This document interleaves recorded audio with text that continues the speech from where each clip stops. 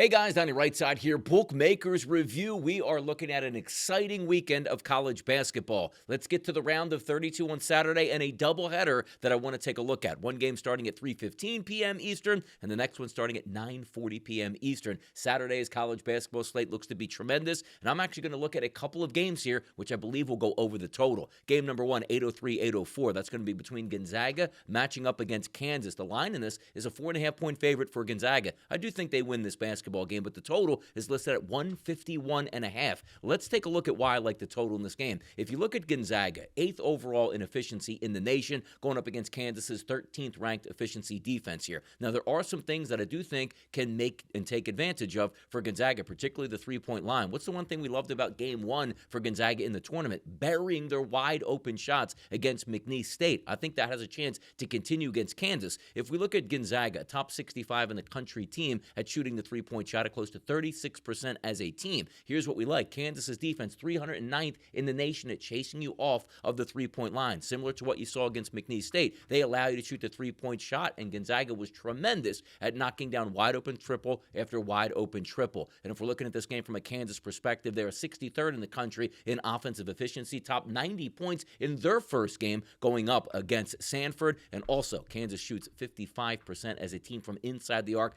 top 20 in the nation. They don't rely on the three-point shot, which is good. You take a look at the point distribution, top 10 in the country, Kansas, at scoring inside the paint at close to 60% of their points come from that direction. Gonzaga, decent in the paint, 200th in point distribution at trying to let you score in different ways here. Totals, we should be going over in this first one here. So let's go ahead and take over 151.5 at that 3:15 game tomorrow on Saturday between Gonzaga and Kansas. Oregon and Creighton, second game we'll look at here. That's 793, 794. And we look at this one overall. Creighton, 5.5-point favorite going up against Oregon, and a total of 145.5. If we're lining this basketball game up, the one thing we like about Oregon, not over-reliant on the three-point shot, which is good. Creighton's defense, which is really exposed in the paint. Did you know that Creighton's defense, point distribution-wise, is number one in the country? That's not a good thing. That's dead last in the country at letting you score in the paint, technically, right? Because what do they do really well? Chasing you off of the three-point line, top 6 in the country at not letting you shoot the three-point shot. Well, good for Oregon. They don't rely on that here in their point distribution.